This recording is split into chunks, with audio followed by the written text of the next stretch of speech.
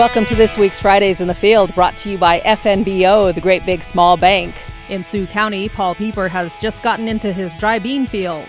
He explained how the freeze, which hit in September 10th, affected his bean crop. Well, the frost did affect us. It stopped, we're 26 degrees here, and it stopped the growing process. The beans then, the ones that were green, had to dry down. And what happens with a Great Northern bean, it can get slimy in the pod. And we need that bean to dry out so we can harvest it.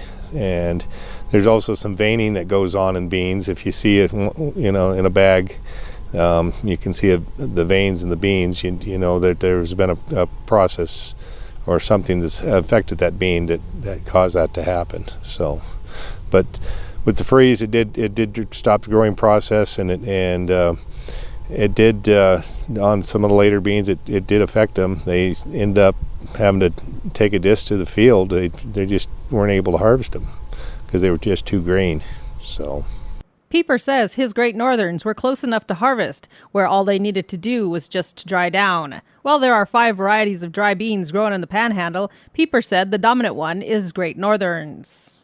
Well, here in the Panhandle of Nebraska, we're actually the largest Great Northern producer in the nation for the number of bags, and we just have the right climate for it. We're high and dry, and that's what they like versus a Pinot. They grow those in North Dakota, Idaho, and around. But here, the climate and the conditions are just right for Great Northerns, and that's what makes them, ideal for this area. Pieper has spent the week undercutting his bean plants, as he explained. We started cutting this field of beans. We're getting them ready, undercutting them, and getting ready to combine. So why do you guys undercut them?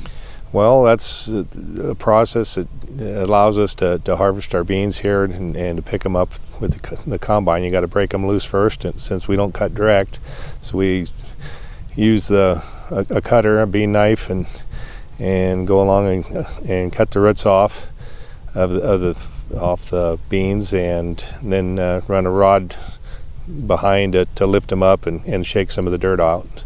And then that allows us to come along with our combine later this afternoon and actually physically get the bean out of, up off the ground.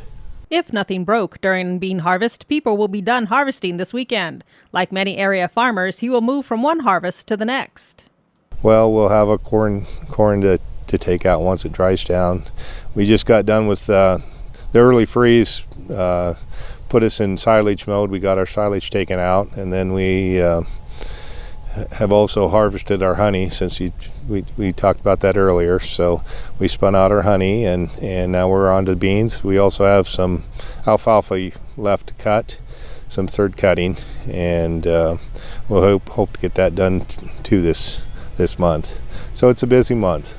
Pieper said after the harvest, he'll start planning for next year, as winter becomes spring, and before he knows it, he's back in the field. Thanks for joining us for Fridays in the Field in Western Nebraska, brought to you by FNBO, the Great Big Small Bank.